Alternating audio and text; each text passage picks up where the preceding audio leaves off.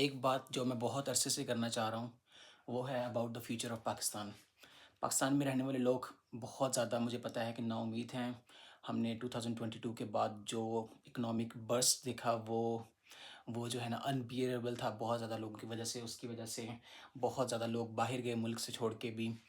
لیکن میں ایک بات کہنا چاہوں گا آج کہ کچھ پالیٹکس کو میں سمجھتا ہوں. I was part of the youth parliament of Pakistan اور میں نے کچھ پاکستان کے پالیسی لیول پر وہ چیزیں دیکھی اور مجھے اندازہ ہے, مجھے پتہ ہے, میں تھوڑا سا پڑھتا ہوں چیزوں کو تو مجھے پتہ ہے کہ ہر کنٹری کو نا ایک ٹریک کی ضرورت ہوتی ہے. لائک آپ کسی کو زندگی میں ایک راستہ دکھا دینا تو وہ راستے پہ چل کے وہ الٹیمیٹلی کہیں نہ کہیں سکسیزفل ہو جاتا ہے. پاکستان کو بھی اسی کی ضرورت تھی اور مجھے لگتا ہے کہ اب وہ راستہ پاکستان کو مل چکا ہے.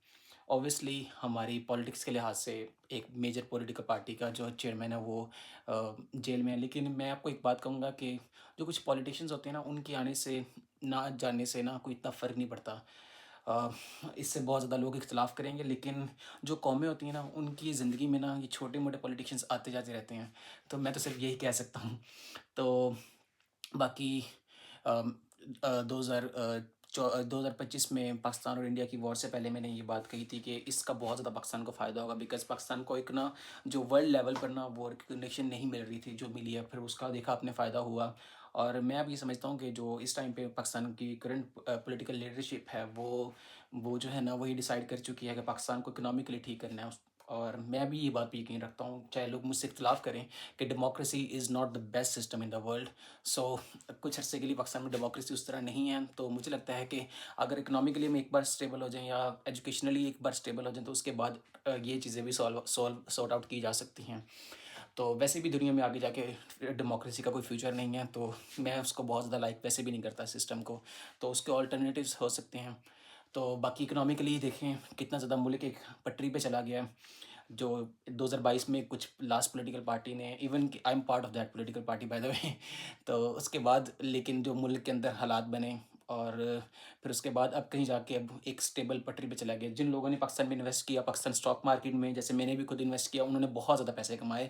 اور جو لوگ عام لوگوں کی طرح باتیں کرتے رہے اور یعنی کہ پاکستان کے بارے میں برا ہی کہتے رہے کہ انہوں نے کچھ ہونا ہی نہیں ہے, ملک کا یہ حالات خراب ہونے. مجھے 2024 میں ہی پتا تھا کہ پاکستان کی نیکسٹ جو گورنمنٹ ہے وہ چیف منسٹر کون ہوگا, پرائم منسٹر کون ہوگا, بیکاز میں سمجھتا تھا کہ جو ملک کس ڈائریکشن میں جا رہا ہے. اور مجھے پتا ہے کہ ابھی بھی جو ہے نا کافی لوگ مجھ سے اختلاف کریں گے, ضرور اختلاف کریں, لیکن ابھی ملک میں یہی سیٹ اپ چلنا ہے. اور اگر آپ نا امید ہیں تو میں یہ کہہ سکتا ہوں کہ پالیٹکس تو اوبیسلی ابھی یہی رہے گی لیکن آپ کوشش کریں کہ پاکستان کی نام جہاں پر ابھی آپ روشن کر سکتے ہیں نام روشن کریں, اپنی طرف سے کام کریں. 2024 میں جب میں جرمنی آیا تھا پہلی دفعہ تو میں نے ٹرائی کیا تھا at least over 100 representatives from different countries. I tried to portray before them the positive image of Pakistan. So اب بھی میں جتنا بھی کوشش کر سکتا ہوں میں اپنی طرف سے نا کوشش یہی کرتا ہوں کہ میں لوگوں کے سامنے نا پاکستان کا ایک پازیٹیو امیج اجاگر کر سکوں. میری پیدائش بھی کہیں نہ کہیں 14 اگست کی ہے.